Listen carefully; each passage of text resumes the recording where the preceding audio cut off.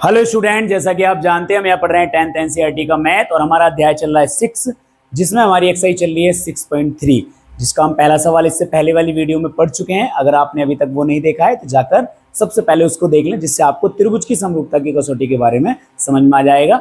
Video में आगे बढ़ने से पहले हमारे चैनल को सब्सक्राइब कर लें, वीडियो को लाइक कर दें। चलते हैं अपने दूसरे सवाल पर। हमारा 6.3 एक्सरसाइज का जो दूसरा सवाल है उसमें बेटा हमसे कहा गया है कि एक आकृति दी गई है जो कि हमने यहाँ सामने बना रखी है। इसमें त्रिभुज ओडीसी, जो त्रिभुज ओडीसी दिया है, ओडीसी समरूप है ओबीए के। देखिए ये वाला जो ओडीसी जो है समरूप है ओबीए के, ये हमको दिया है। तो हमको क्या दिया है हम यहाँ लिख लेते हैं, ठीक है। हम यहाँ लिख लेते हैं क्योंकि जो त्रिभुज ओडीसी समरूप है त्रिभुज ओबीए के है, तो बेटा संगत कोण क्या होंगे, बराबर होंगे। क्योंकि हमसे उसने है ना डीओसी यानी इसका मान पूछा है, एक डीसीओ एक इसका मान पूछा है, और एक ओएबी एक इसका मान पूछा है, ठीक है ना। तो क्या होंगे, समरूप होंगे, सॉरी संगत कोण बराबर होंगे, क्योंकि यहाँ कोणों की बात चल रही है। संगत कोण बराबर होंगे, ठीक है। संगत कोण बराबर होंगे। अब कौन सा एंगल किसके बराबर होगा, एक बार देखिए कि अगर आप गौर से देखो तो ये हमें पहले से ही पता है कि संगत कोण बराबर होंगे इनकी वजह से। तो जो आपका O है वो आपका O, यानी ये वाला O जो है ऊपर वाला हिस्सा, वो नीचे वाले हिस्से के क्या होगा, बराबर होगा। ये जो D है ये B के बराबर होगा, यानी ये जो आपका D है ये आपका किसके बराबर होगा, इस B के। तो ये D जो है वो B के बराबर होगा। इसका मतलब हमें पता लग गया जो एंगल, ये वाला हमसे पूछा नहीं है, ये वाला हमसे पूछा नहीं है तो हमको इसको बताना नहीं है, लेकिन हमसे ये पता लग गया कि ये वाला एंगल 70 होगा। जो आपका एंगल सी है वो ए के बराबर होगा, जो एंगल सी है वो ए के बराबर है। जो जो बराबर आ रहे हैं वो हमसे पूछे भी नहीं है और कुछ हमको दिए भी नहीं है। तो उसके लिए हम क्या करेंगे, देखो ये वाला एंगल तो हमको दिया था। सबसे पहले हम क्या करेंगे, इस वाली लाइन को ले लेंगे जिसको आप बोल रहे हो सरल रेखा। एक अगर लाइन में हो तो उसको बोलते हैं हम सरल रेखा। तो हम बेटा सबसे पहले ले रहे हैं सरल रेखा DOB में। ध्यान से देखेंगे, सरल रेखा DOB में अगर आप गौर से देखोगे, इस सरल रेखा पर, इस वाली सरल रेखा पर इस तरीके से आपका ये बीच में दो हिस्से हो रहे हैं, जिसका नाम यहाँ D है, जिसका नाम यहाँ O है, जिसका नाम यहाँ B है, और ये वाला 125 है। तो बेटा ये वाला निकाल लीजिए आप। ये वाला निकाल लोगे तो ये हमसे पूछा है DOC करके, ये वाला। तो ये कैसे निकलेगा, सरल रेखा से। तो इस वाले एंगल को निकालने के लिए हम सरल रेखा वाला रूल लगाएंगे, जो कि होता है कि जो जितने हिस्से हैं उनका योग कितना होगा बेटा सरल रेखा के लिए, 180। तो DO और इसका नाम बेटा ऊपर क्या है, DO, और इस का नाम ऊपर C, तो यहाँ C रख लेते हैं। तो angle DOC plus angle BOC, इसका नाम देखो क्या दे रखा है, एंगल ये रहा BOC दे रखा है। तो एंगल BOC, तो एंगल DOC हमको फाइंड करना है। BOC हमको 125 डिग्री दिया है, बराबर हो गया 180 डिग्री। ये 125 उधर माइनस में जाएगा तो हो गया 180 degree minus 125 degree. Angle DOC बराबर हो गया बेटा 55 डिग्री। यानी ये वाला एंगल बेटा आपका कितना आ गया, 55 आ गया। अगर ये वाला एंगल 55 आ गया तो जस्ट हमने अभी देखा था कि संगत कोण बराबर हैं, तो ये O एंगल जो है इस O एंगल के बराबर है, यानी ऊपर वाला इसके बराबर। और एक तरीके से और बराबर होता है, शीर्षाभिमुख कोण के बारे में आपने पढ़ा होगा कि अगर ये शीर्षाभिमुख है तो ये इसके बराबर होगा, ये इसके बराबर होगा, ठीक है। लेकिन हमारा तो यहाँ इससे भी बराबर हो रहा है क्योंकि ये दोनों समरूप हैं, और समरूप में संगत कोण बराबर होते हैं। तो हम बता सकते हैं इस वाली बात को। तो ये हम लिख सकते हैं कौन से वाला एंगल, ये वाला। तो जो आपका एंगल इसका नाम दे रखा है उसमें OAB, क्या दे रखा है, OAB। इसका नहीं पूछा है क्या, ये रहा DCO, नहीं पूछा है, इसका नहीं पूछा है। जब इसका पूछा नहीं है तो इसको बताना क्यों है फिर। तो हम किसको निकालना है फिर, DCO को। इसको निकाल लेते हैं। तुम्हें पता है ये वाला एंगल, अगर ये वाला एंगल आ गया A, देखो ये रहा, अगर A एंगल आ गया तो ये किसके बराबर है बेटा, C के। तो C एंगल निकालना पड़ेगा अब हमको। C एंगल निकालने के लिए आप त्रिभुज के तीनों कोणों का योग लगा सकते हो। क्या लगा सकते हो, त्रिभुज के तीनों कोणों के ऊपर वाला त्रिभुज अगर आप देख रहे हो, मैं यहाँ बना रहा हूँ इस त्रिभुज को, अगर आप इस त्रिभुज को देख पा रहे हो तो इस तरीके से नहीं है, ये वाला त्रिभुज इस तरीके से है, और इस त्रिभुज में ये वाला नाम है O, ये वाला नाम है D, ये वाला नाम है C। ये वाला आपको 70 डिग्री दिया है और ये आपका 55 आया है, और हमको ये वाला फाइंड करना है। तो त्रिभुज में लगा लेते हैं, कौन से में, त्रिभुज में। तो त्रिभुज लिख लेते हैं DOC में। त्रिभुज के तीनों कोणों का योग कितना होगा? 180 लिख लीजिए। एक तो इसमें 70 है, एक इसमें 55 है। तीसरे एंगल का नाम उसने दे रखा DCO, ये रहा DCO। तो एंगल DCO और बराबर कितना हो गया? 180। 70 55 जोड़ोगे तो ये 125 डिग्री प्लस एंगल DCO बराबर 180। तो बेटा यहाँ से एंगल DCO जो है वो कितना आ गया? 180 डिग्री माइनस 125 यानी 55 डिग्री। ये भी 55 डिग्री आ गया DCO, यानी ये वाला भी 55 डिग्री आया और ये वाला भी 55 डिग्री। ये 55 डिग्री, ये 55 डिग्री। अब हम निकालेंगे OAB को। और तुम अगर गौर से देख रहे हो, ये रहा OAB, ये रहा, और ये वाला एंगल OAB में ये रहा ए एंगल C के बराबर है। तो ये A एंगल जो है इस C के बराबर होगा, जो कि हमारा अभी आया है। तो हम यहाँ लिख सकते हैं तथा इस एंगल का नाम बेटा क्या बोला हमने? OAB। तथा एंगल OAB बराबर होगा एंगल DCO के, जो भी आपने फाइंड किया है, जो कि कितना होगा? 55 डिग्री। और क्यों होगा बेटा? क्योंकि ये समरूप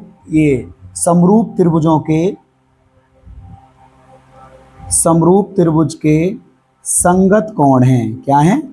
ये समरूप त्रिभुज के संगत कोण है, इसलिए क्या होंगे? आपस में बराबर। तो इस तरीके से बेटा हमारे तीनों एंगल आ चुके हैं।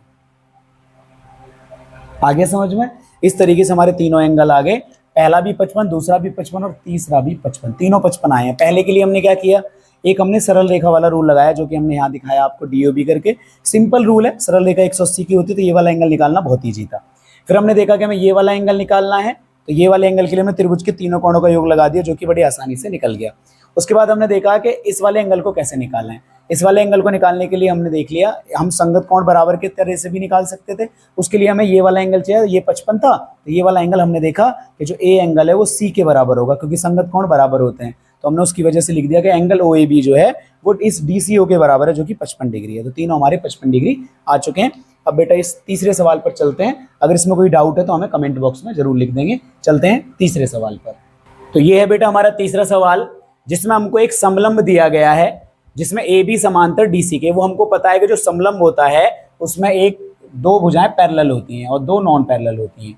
के विकर्ण AC और BD, ये रहा आपका AC, ये रहा आपका BD, ये एक दूसरे को O बिंदु पर काट रहे हैं। कहाँ काट रहे हैं? O बिंदु पर काट रहे हैं। और O बिंदु पर काट रहे हैं, और उसके बाद उसने कहा है कि त्रिभुजों की समरूपता की कसौटी का प्रयोग करना है। कहा है उसने कि त्रिभुज की समरूपता की कसौटी का प्रयोग करके आपको OA बटे OC और OB बटे OD, यानी अगर देख रहे हो तो एक ये भुजा आ रही है, एक ये भुजा आ रही है, और एक ये भुजा आ रही है, और एक ये भुजा। तो हमें इन सभी भुजाओं से रिलेटेड त्रिभुज लेने पड़ेंगे, जिससे हम इस समरूपता को सिद्ध कर पाएं। तो उसके लिए हमें क्या करना पड़ेगा? समांतर में एंगल कैसे बनते हैं वो आपको ध्यान रखना पड़ेगा। मैं आपको अलग से बता रहा हूँ। जब कोई दो भुजाएं बेटा समांतर होती हैं और उनको अगर कोई एक तिर्यक रेखा काट के जाती है, जैसे मान लो ऐसे काट रही है, तो हम इसको आगे भी बढ़ा सकते हैं, कोई दिक्कत नहीं है। जब कोई एक तिर्यक रेखा काटती है तो बेटा आपने पढ़ा होगा कि ये वाला एंगल इस वाले एंगल के बराबर होता है। इनको बोलते हैं एकांतर कोण। क्या बोलते हैं? एकांतर कोण। एकांतर कोण अंदर, यानी समांतर भुजाओं के अंदर आमने सामने बैठे होते हैं। ये वाला एंगल इस वाले एंगल के बराबर होगा। यानी मैं बोलूँ अगर इसको 1 2 3 4, तो एकांतर कोण कौन कौन से होंगे बेटा जो बराबर है? एंगल 1 जो है वो एंगल 4 के बराबर होगा, और एंगल 2 जो है वो एंगल 3 के बराबर होगा। ये एकांतर कोणों का नियम है। समझ में आ गई? अब एक होते हैं बेटा संगत कोण। क्या होते हैं? संगत कोण। संगत कोण कौन से होते हैं? संगत कोण इस लाइन के एक ही तरफ होते हैं, लेकिन एक कोण बाहर का होता है और एक कोण अंदर का। सपोज करो ये मैंने 5 मान लिए, 6 मान लिया बाहर वाले, ये 7 8। तो यहाँ सपोज करो कैसे बराबर होंगे? अब आपने इस लाइन के ऊपर वाला एंगल लिया है, तो आप इस लाइन के अंदर वाला एंगल इसी साइड का लोगे। इधर 5 है तो इधर क्या होगा? ये 3 होगा। तो एंगल 5 जो है वो एंगल 3 के बराबर होगा। ठीक है। अगर आपने इस साइड का अंदर वाला लिया है तो इस साइड का बाहर वाला लोगे, ये हो गया एंगल 1 बराबर एंगल 7। अब उधर के बताइए, एंगल 6 किसके बराबर होगा? एंगल 4 के। और एंगल 2 किसके बराबर होगा? एंगल 8 के। एकांतर कोण में आमने सामने सिर्फ अंदर अंदर देखा जाता है, और संगत कोण में बाहर अंदर दोनों तरफ देखा जाएगा, लेकिन लाइन के एक ही तरफ देखा जाएगा, एक अंदर का एक बाहर का। तो संगत कोण हमेशा आपस में बराबर होते हैं और एकांतर कोण आपस में हमेशा बराबर होते हैं। तो इस तरीके से आपको समांतर भुजाओं का रूल पता होना चाहिए, अगर इसको आप अच्छे से पढ़ना चाहते हो तो बेटा यहाँ भी हमारी दो समांतर भुजाएं AB पैरेलल है DC के, तो इसकी वजह से जो जो एंगल जिसके बराबर है वो हम ध्यान करते हैं। तो सबसे पहले हम लिखेंगे समलंब ABCD में हमको दिया है ए बी पैरेलल है डी सी के है तो, अगर है तो संगत कोण या एकांतर कोण, क्योंकि यहाँ संगत कोण बाहर तो जा नहीं रही लाइन, सब अंदर अंदर है, तो संगत एकांतर कोण बराबर होंगे। तो एकांतर कोण लिखेंगे, तो एकांतर कोण, एकांतर कोण लिखिए, गौर से देखिए आपकी ये रेड वाली लाइन, ये सॉरी रेड वाली लाइन आपकी है, ये वाली ब्लैक लाइन ए बी के, देखिए ये वाला एंगल किसके बराबर होगा, इस लाइन पे चलिए, ये वाला एंगल इसके बराबर होगा। तो आपको पता लगे इस एंगल का नाम लिखो बी ए ओ या ओ ए बी लिख दो। तो एंगल ओ ए बी बराबर होगा किसके, एंगल ओ सी डी के, एंगल ओ सी डी के। ये दोनों किसकी वजह से बराबर हुए, एकांतर कोण की वजह से बराबर हुए। और कौन सा, दो एंगल लेने, क्योंकि दो एंगल बराबर होती हो जाएगा, भुजा तो कोई बराबर नहीं होती है। अब दूसरा, आप इसी त्रिभुज का एक ये वाला एंगल लो, क्योंकि इस पे ये आ रहा है, तो ये वाला एंगल इसी लाइन पे चलेंगे तो इसके बराबर हो जाएगा। तो यहाँ देखिए कौन सा, एंगल ओ बी ए, एंगल ओ बी ए बराबर किसके है, एंगल ओ डी सी के, किसके, एंगल ओ डी सी के। देखो मैं क्या कर रहा हूँ, ये आपकी एक समांतर लाइन है इस तरीके से, है ना, और एक समांतर लाइन है इस तरीके से, इसके बीच में आपने ये रेड लाइन, ये आपकी जो विकर्ण है ये खींच रखे हैं। अब ये हमारी और ये हमारी ब्लैक वाली पैरेलल लाइन है, कैसी लाइन है, पैरेलल। तो ये वाला एंगल एकांतर कोण इस वाले एंगल के बराबर होगा, और ये वाला एंगल एकांतर कोण इस वाले एंगल के बराबर होगा। इसको भी देखना चाहते हो तो ये भी शीर्षाभिमुख कोण की वजह से बराबर होगा, क्योंकि शीर्षाभिमुख अगर उन्हीं दोनों लाइनों पे शीर्षाभिमुख हो रहा है, यानी सिर दूसरी तरफ हो रहा है, तो वो दोनों एंगल भी आपस में बराबर होते हैं, जिनको शीर्षाभिमुख कोण बोलते हैं। यहाँ तीनों कोण बराबर हो रहे हैं, हमें तो दो ही चाहिए थे, तो चलिए एकांतर कोण यहाँ से बराबर हो गए। तो हमारा ये वाला त्रिभुज किस समरूपता की कसौटी से, नाम देख लो, इसका नाम ए है, इसका नाम बी है, इसका नाम ओ है, इसका नाम डी है, इसका नाम सी है। तो ए समरूपता की कसौटी से, ए समरूपता की कसौटी से क्या हो गया, ये वाला त्रिभुज इस वाले त्रिभुज के समरूप हो गया। तो त्रिभुज का नाम लिखो कि त्रिभुज, पहले वाले का नाम कुछ भी लिख सकते हैं क्योंकि यहाँ दिया नहीं है, ओ ए बी लिख लो, त्रिभुज ओ ए बी किसके समरूप होगा, आप ध्यान से लिखना है। ओ जो है वो ओ के ही बराबर है, ए जो है वो आपका सी के बराबर है, तो ए की जगह आपका क्या आ जाएगा, सी, और बी जो है वो आपका डी के बराबर है, तो बी की जगह आपका क्या आ जाएगा, डी।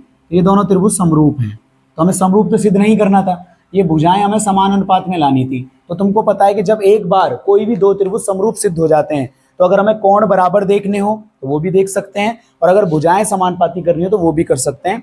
क्योंकि दोनों त्रिभुज समरूप हो चुके हैं तो हम यहाँ लिख सकते हैं, तो संगत भुजाएं समानुपाती होंगी, संगत भुजाएं समानुपाती होंगी। अगर आपने त्रिभुज का नाम अच्छे से लिख लिया है तो आपको वहां चित्र में जाने की जरूरत नहीं, आप यहीं से लिख सकते हो, बस नाम अच्छे से लिख लो।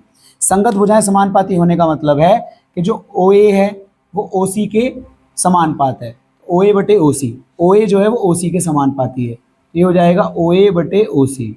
और अब आपको क्या चाहिए, ओ बी, ये रहा ओ बी, ओ बी किसके, ओ डी के, तो हाँ बिल्कुल ओ बी जो है वो ओ डी के समानुपाती है, तो ओ बी जो है वो ओ डी के क्या है, समानुपाती। यही हमको चाहिए था, लेकिन इसको सिद्ध करने के लिए हमें इन कोई भी दो त्रिभुज को जिनमें ये भुजाएं थी समरूप, क्योंकि ये भुजाएं तो इनमें भी थी लेकिन ये समरूप सिद्ध नहीं हो सकते, क्योंकि ये दोनों जो है समांतर लाइन नहीं है। समांतर लाइनों के बीच में एकांतर कोण आ जाते हैं, जो कि हमने यहाँ आपको बताया है कि एकांतर कोण समांतर लाइनों के बीच में होते हैं आमने सामने, तो उसकी वजह से ये बराबर हो गया और ये समरूपता की कसौटी से हो गया और भुजाएं क्या हो गई, समानुपाती हो गई। ऐसा ही हमने ये अपॉन में लेके आए थे हम बेटा 6.2 एक्सरसाइज में, जिसमें हमने समलंब के 2 सवाल किए थे, लेकिन वहाँ हमने बीपीटी का यूज किया था, थेल्स प्रमेय का। वहाँ तरीका अलग था क्योंकि एक समांतर लाइन खींचनी पड़ती थी, लेकिन यहाँ हमने जब त्रिभुज की समरूपता की कसौटी लगाई तो वही चीज जो हम वहां लेके आए थे वो यहाँ तुरंत आ गई, है ना। तो एक ही सवाल को कितने तरीकों से भी किया जा सकता है। इस तरीके से आपका दूसरा और तीसरा सवाल बेटा इसमें खत्म होते हैं। अब चलते अपने नेक्स्ट 4th सवाल पर। तो ये बेटा आपका 4th सवाल, जिसमें कह रहा है कि आकृति में Q R upon Q S है और Q T upon P R है और एंगल 1 बराबर 2 है। तो हमको दर्शाना है कि जो पी क्यू एस है वो टी क्यू आर के समरूप है। पी क्यू एस, इनको हम अलग अलग कर लेते हैं, जो त्रिभुज वो कह रहा है। एक तो कह रहा है पी क्यू एस, तो इसी से बना लेते हैं जैसे वो बन रहे हैं, ठीक है। एक बार ये आपका पी क्यू एस है और उसने आपसे रेड से बना रखा, रेड से, और टी क्यू आर है, ये टी क्यू आर है, ऐसे बना लेते हैं। ये सारा ब्लैक से ही बन रहा है तो इसको ब्लैक से बना लेते हैं, टी क्यू आर, ठीक है। इसके अंदर बेटा 3 त्रिभुज हैं, एक एरा और एक एरा। त्रिभुज तो और भी बहुत सारे हैं लेकिन मेन 3 है। और ये आपका एक और बना लेते हैं, जो आपका एक और है ये रेड से है, इसको ऐसे बना लेते हैं। जो नाम दे रखे हैं पी क्यू एस वो ये वाला है ना, ये वाला, ये आपका P, ये आपका Q, ये आपका S, और ये TQR, ये रहा TQR, जिसमें आपको यहाँ तो एंगल 1 दिया है और यहाँ एंगल आपको बेटा 2 दिया है, और हमने एंगल 1 बराबर 2 को क्या माना है, x मान लिया है। यानी ये दोनों एंगल बराबर हैं, क्योंकि दोनों बराबर दे रखे हैं, हमने दोनों को मान लिया कि दोनों बराबर हैं। बेशक 1 और 2 बोले जा रहे हैं लेकिन दोनों के दोनों क्या हैं, बराबर हैं। इस वाले में गौर से देखो कि हमें जो दे रखा है वो एक तो दे रखा है QR अपॉन QS, यानी ये भुजा इस भुजा के समानुपाती है, और एक दे रखा है QT अपॉन PR, तो ये रहा QT, और यहाँ इसमें कहीं PR नहीं है, यहाँ PR नहीं है इन वाले त्रिभुजों में जो हमको समरूप सिद्ध करने। यहाँ आपको दिख रहा हो दो भुजाएं समानुपाती और एक एंगल दे रखा, तो यहाँ लगभग हमारा रूल लगना चाहिए SAS। तो भुजाओं के बीच का कोण देखना, तो ये वाली भुजा इस वाली भुजा और ये वाले कोण इन वाली भुजाओं के हैं, तो यानी ये TR आना चाहिए। गौर से देखना QT दे रखा है, क्या दे रखा है, QT, और बेटा ये एंगल Q है, ये भी 1 है, याद रखना ये एंगल क्या है, 1 है, तो ये 1 बराबर 2 है, तो यानी यहाँ चाहे 1 मान लो चाहे 2 मान लो, या तो ये दोनों भुजाएं। अब यहाँ तो QT दे रखा है, ये रहा QT, क्या दे रखा है, QT, ये रहा, तो QT दे रखा है, तो QT भुजा PQ के समानुपाती होनी चाहिए। अब कहोगे क्यों बेटा, देखो ये इसमें दो को अगर थोड़ी देर के लिए हटा लूँ, जो कि यहाँ 2 दे रखा है, तो अब गौर से देखो ये एंगल 1 है, ये भी एंगल 1 है, खैर ये बराबर तो 2 के भी है, लेकिन ये एंगल 1 है, ये एंगल 1 है, तो दोनों का एक एक एंगल बराबर हो गया। QR भुजा QS के समानुपाती दे रखी है, जो कि यहाँ दिख रही है आपको। अब यहाँ QT भुजा जो QT वो PQ के समानुपाती होनी चाहिए, लेकिन किसके दे रखी है, PR के, तो हमें कैसे भी इस PQ को PR में चेंज करना है। अगर ये PQ PR में चेंज हो गया तो बीच का एक एक एंगल बराबर हो गया और दोनों भुजाएं समानुपाती हो गई, ये दोनों त्रिभुज क्या हो जाएंगे, समरूप सिद्ध हो जाएंगे। अब हमारा फोकस ये है कि PQ कैसे भी किस में बदल जाए, PR में चेंज हो जाए, तो उसके लिए आपको इस तीसरे त्रिभुज पे आना पड़ेगा। गौर से देखिए मैं इस तीसरे त्रिभुज पे आ रहा हूँ जो आपका PR से बन रहा है, तो जिसका नाम है P, इसका नाम है R और इसका नाम है Q। और ये बेटा ये जो R एंगल है दोनों के लिए, इस TR के लिए भी PR के लिए भी, क्योंकि ये दोनों भुजा मैच हो रही है यहाँ के, तो ये एंगल 2 है इसमें, और Q तो सब जगह 1 है क्योंकि Q अकेला है। अब आपने त्रिभुज का अगर एक रूल पढ़ रखा है कि जो समान कोण होते हैं उनकी सम्मुख भुजाएं समान होती हैं, और जो सम्मुख भुजाएं होती हैं उनके समान भुजाओं के सम्मुख कोण, ये उल्टा एक त्रिभुज का नियम है कि समान कोणों की सम्मुख भुजाएं समान होती हैं। तो हम क्या लिखेंगे, यहाँ लिख देते हैं एक बार कि समान कोणों की सम्मुख भुजाएं किसके बेटा, त्रिभुज के, यहां लिख सकते हो त्रिभुज के समान कोणों की सम्मुख भुजाएं समान होती हैं। अगर समान कोणों की सम्मुख भुजाएं समान होती हैं तो ये वाला एंगल ये वाला एंगल आपस में बराबर है, तो इसके सामने वाली भुजा ये रही, इसके और इसके सामने वाली भुजा ये रही, यानी PQ जो है वो PR के बराबर है। हम कह सकते हैं जो PR है वो PQ के बराबर है। इस तरीके से हमें एक बात यहाँ पता लग गई, और इसको आप चाहो तो समीकरण फर्स्ट मान लो। अब गौर से देखिए हमें यही तो चाहिए था, इस PR को PQ के बराबर करना था, तो हमें जो दिया है तो हम लिख देंगे, तो QR अपॉन QS बराबर QT अपॉन, इस PR की जगह बेटा क्या हो जाएगा, PQ, ठीक है ना। तो ये हो गया समीकरण फर्स्ट से, ठीक है, PQ की जगह PR, और हमको एक दे रखा है एंगल 1 बराबर एंगल 2, लेकिन हमें तो एंगल 1 बराबर एंगल 1 बताना है। एंगल 1 बराबर एंगल 1 मतलब उभयनिष्ठ कोण है, दोनों एक जैसे हैं, तो जब दोनों एक जैसे हों तो उभयनिष्ठ कोण बोलते हैं, यानी कॉमन कोण है, दोनों का एक जैसा समान कोण है। तो यहाँ से हमारा कौन सी बेटा समरूपता की कसौटी लगती है, यहाँ से हमारी लगती है, देखो गौर से, अब जो PR बदलना था वो बदल लिया, QR, ये रहा आपका QR, ये रहा QS, ये रहा QT, और ये रहा आपका PQ। ये दोनों भुजाएं आपस में क्या है, समानुपाती, तो इनके बीच का एंगल दोनों का 1 बराबर है, तो हमारा यहाँ रूल लग गया बेटा SAS। हम यहाँ लिख देंगे SAS समरूपता की कसौटी से, क्योंकि हमने 3 ही कसौटी पढ़ी है कि दो भुजाओं के बीच का कोण बराबर हो जाए। देखो वहां क्या था बेटा, एंगल दिए थे, जब मैं आपको समझा रहा था मैंने आपको बताया था बिना एंगल के सोचना है, तो यहाँ हमको यही सोचना था कि दो भुजाएं समानुपाती तो दी हैं, लेकिन हमें PR परेशान कर रहा था, क्योंकि अगर ये PR की जगह PQ होता तो ये तुरंत समानुपाती सिद्ध हो जाता SAS के रूल से।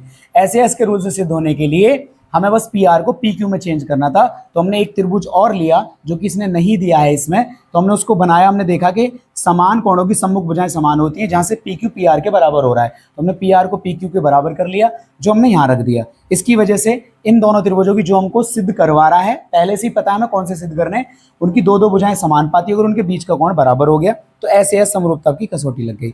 ऐसे समरूपता की कसौटी से ये दोनों त्रिभुज क्या हो गए, समान हो गए। तो त्रिभुज पी क्यू एस समरूप है त्रिभुज टी क्यू आर के, और यही हमको बेटा क्या करना था, सिद्ध करना था। ये हो गया हमारा इति सिद्धम। समझ में आ गया। तो इस तरीके से हमें ये देखना है कि हम किस समरूपता की कसौटी से किन्हीं भी दो त्रिभुजों को समरूप सिद्ध कर सकते हैं। देखो, इस टू एंगल का यूज सिर्फ समान कोणों की सम्मुख भुजाएं समान करने के लिए हुआ, और एंगल वन तो अपने आप ही दोनों में क्या हो गया था, बराबर हो गया था। समझ में आ गया। भुजाएं दे रखी थी समानुपाती दो एंगल, तभी समझ में आ गया था कि ऐसे का ही रूल लगना है। बस यहाँ एक कमी कर रखी थी कि पी आर की जगह पी क्यू, हमें पी आर दे रखा था, हमें कैसे भी करके पी क्यू में चेंज करना था, जो कि हमने कर लिया। इस तरीके से बेटा आपका चौथा सवाल, जो कि बहुत ईजी है, समाप्त होता है। अब हम चलते हैं अपने अगले फिफ्थ सवाल पर। ठीक है, ये है बेटा आपका पांचवा सवाल, जिसमें कह रहा है कि त्रिभुज पी क्यू आर की भुजाएं पी आर और क्यू आर, इसका चित्र दिया नहीं है, बाकी सबके दिए थे, तो आपके सामने बनाएंगे जिससे आपको समझ में आ जाए। पहले लिख लेते हैं सिद्ध क्या करना है। सिद्ध हमको करना है त्रिभुज आर पी क्यू समरूप है त्रिभुज आर टी एस के, ये हमको सिद्ध करना है। और angle P R T S के बराबर दिया, उसके लिए हम एक पहले चित्र बना लेते हैं, इसका फिगर बना लेते हैं। तो हमको दिया है यहाँ आर पी क्यू दिया है, तो लिख लीजिए आर पी क्यू, ये दिया आर पी क्यू। और उसने हमसे कहा था त्रिभुज का नाम पी क्यू आर है, तो लेकिन यहाँ सिद्ध जो करवा रहे हो वो आर पी क्यू है, तो हमने उसी हिसाब से लिखा R P Q. P R और क्यू आर पर, पी आर भुजा कहाँ है बेटा, पी आर भुजा ये रही। पी आर और क्यू आर पर क्रम से बिंदु एस और टी, तो यहाँ एस है और यहाँ आपका टी है। तो इस प्रकार स्थित है कि एंगल पी जो है आर टी एस के, तो एक बार एक काम कर लेते हैं, इसको ऐसे कर लेते हैं। एंगल पी यानी जो एंगल पी है आपका वो आर टी एस यानी इस एंगल के क्या है, बराबर है, R T S. Angle P इस एंगल आर टी एस के आपके बराबर है, और आपको आर पी क्यू और आर टी एस यानी ये पूरा आर पी क्यू बड़ा त्रिभुज और एक छोटा त्रिभुज, ये दोनों आपको समरूप सिद्ध करने हैं। यहाँ साफ दिख रहा है एक बड़ा और एक छोटा त्रिभुज। तो करते हैं बेटा, सबसे पहले हम क्या करते हैं, दोनों चित्र हमको दिखाई दे रहे हैं, हमको जो दिया है वो देखते हैं, गौर से देखेंगे। हमें आर पी क्यू करना है, तो गौर से देखेंगे आर पी क्यू और R T S, R P Q और आर टी एस, तो गौर से देखो एंगल आर दोनों में आ रहा है। एंगल आर किन में आ रहा है, दोनों में। अगर मैं आर पी क्यू कर रहा हूं तो भी पूरा एंगल आर आ रहा है, और मैं आर टी एस कर रहा हूं तो भी एंगल आर आ रहा है, यानी एंगल आर तो दोनों में उभयनिष्ठ है। और ये वाला एंगल इसके बराबर दिया, तो दो दो एंगल आपस में बराबर हो गए, हमें यही चाहिए था। तो हमें क्या पता लगा कि एंगल पी जो है, एंगल पी जो है वो एंगल आर टी एस के बराबर है, ये हमको दिया है। और जो एंगल आर है, क्या है, एंगल आर, यहाँ भी देखिए एंगल आर जो है वो एंगल आर के बराबर है। एंगल आर जो है वो एंगल आर के बिल्कुल अकेला बराबर, और वो आपका कैसा है बेटा, उभयनिष्ठ कोण है, उभयनिष्ठ कोण है। तो डबल ए समरूपता की कसौटी से, किससे, जो आपकी डबल ए समरूपता की कसौटी से, बहुत ही हल्का सवाल है, सब कुछ उसने खुद दिया है। डबल ए समरूपता की कसौटी से बेटा आपको दिख रहा होगा ना, मैं अगर आपको फिर अलग अलग चित्र बना के भी दिखाऊं, देखो ये आपका आर टी एस है और ये आपका आर पी क्यू, हमने इसके नाम से बनाया, जो सिद्ध करने उसी के नाम से बनाया करो। ठीक है, अब एंगल आर तो दोनों में आ रहा है ना, आर एस टी भी आर सी बनना और आर पी क्यू भी आर सी बनना, तो आर आर तो दोनों में बेनिष्ठ हो गया। और हमसे खुद कह के कहा है उसने कि जो आपका एंगल टी है, यानी मैंने यहाँ बना लिया ये ऐसे ही, जो एंगल टी है ये आर एस टी, कुछ गड़बड़ हो गई कि आर टी एस, हाँ, एंगल आर टी एस जो है वो एंगल पी के बराबर है, तो एक एक एंगल उसने खुद बराबर दिया है। तो ये समरूपता की कसौटी से हमारे ये दोनों त्रिभुज सिद्ध हो गए कि त्रिभुज आर पी क्यू जो है वो समरूप है त्रिभुज आर टी एस के, यही हमसे सिद्ध करवा रहा था। ये हो गया आपका इति सिद्धम। ठीक है, तो इसमें बेटा ए डबल ए समरूपता की कसौटी लगी और इसमें एस एस की लगी, इसमें भी एंगल बराबर दिए गए थे, लेकिन हमें यहाँ एक तीसरे त्रिभुज की जरूरत पड़ी, जिसमें त्रिभुज की एक हमने कॉन्सेप्ट लगाया कि त्रिभुज की समान कोणों की सम्मुख भुजाओं का, जो समान कोणों की सम्मुख भुजाएं होती हैं वो समान होती हैं, जिससे हमें पी क्यू को, जो पी आर को पी क्यू में बदलने में हेल्प मिली, जिससे यहाँ दो भुजाएं समानुपाती हो गई और एक कोण उभयनिष्ठ हो गया। तो एस एस के रूल से ये दोनों त्रिभुज समरूप सिद्ध हो गए। यहाँ बेटा यही कॉन्सेप्ट है कि दोनों त्रिभुज जो दिए गए हैं उनको आप अलग अलग बना लो, या अपने दिमाग से उनके बारे में सोचो कि उसमें या तो हम कोई दो एंगल बराबर कर सकें, या कोई दो एंगल और उनके बीच का कोण बराबर कर सकें, या तीनों साइड बराबर कर सकें, किसी भी तरीके से हम उनको समरूप सिद्ध करेंगे। समरूप सिद्ध करने के बाद अगर कोई कोण बराबर पूछे हैं तो बताएंगे, या फिर सिर्फ समरूप पूछा है तो बताएंगे। इस तरीके से ये सवाल होंगे। बेटा लगे रहें हमारे साथ, आपको ये सभी सवाल हम क्रम से पढ़ाएंगे। हमारी वीडियो को एक हमेशा शेयर कर दिया करें, जिससे और भी बच्चों को ये वीडियो मिल पाए। हमारे चैनल को सब्सक्राइब कर लें, वीडियो को लाइक कर दें, और अगर हमारी वीडियोस पसंद आ रही हो तो उनको शेयर कर दें। मिलते हैं अगली वीडियो में। धन्यवाद।